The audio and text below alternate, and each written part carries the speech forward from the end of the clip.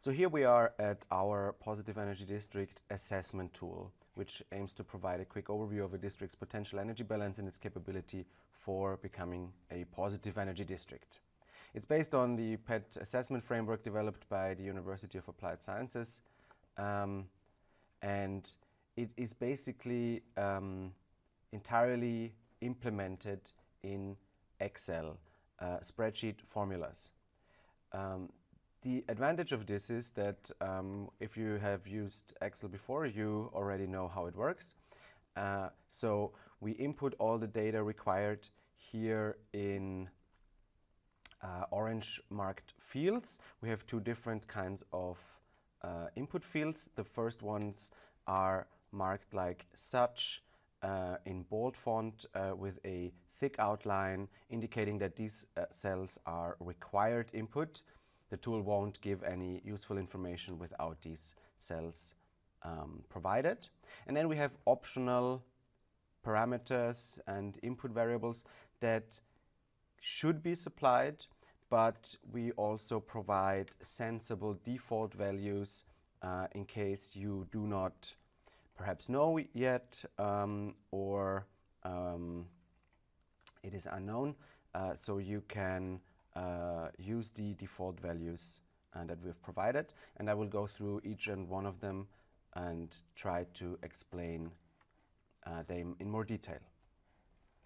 The tool is sectioned in a number of different groups of inputs that I will go just briefly now through, and we will go through together in more detail later. So if you scroll down here, you have all the different input fields. The first is concerning district size and usage mix. The second is on building envelope, energy demand and efficiency, cooling, construction methods, heat pump, heat source, renewable generation, flexibility options, and then we already go to the results that we will go through later, and they're not really that sensible at the moment.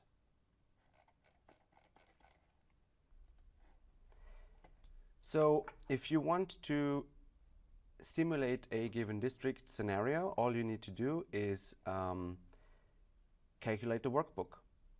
And you have a couple of options for this. By default, Excel uses manual calculation option, which means that after each cell change, if you put something new in any cell like this and hit enter, then the workbook is typically reevaluated. Now, since the energy model behind this is very extensive, we are modeling each hour of the year in a single time step. So we have 8,760 values to calculate for each of the energy flows over the year. It can take some time. So what I typically recommend is if you go to formula, or however it's called in your localization, into this tab on the top here, and go to calculation options, Berechnungsoptionen in German, you can set this to manual, which is already done here. Now what this does is that the workbook will only ever calculate once the new calculation recalculate button is pressed, which I do right now. So if I do this, then the workbook recalculates, and this can take some time. On laptop machines, this can typically take between 10 and 20 seconds, depending on how powerful your machine is. I do it right now, and I can do it either here on the top, or you can press F9. Now, I want you to pay attention to the bottom right-hand corner of my screen. If I press F9, if I do the recalculation, which maybe works like this, no, then I need to press up here. Now you see down here, you see a calculation timer, and this shows you how fast the calculation runs. Now, it also means that if this doesn't show up, then your workbook will not calculate and update properly, and your results might not be updated correctly.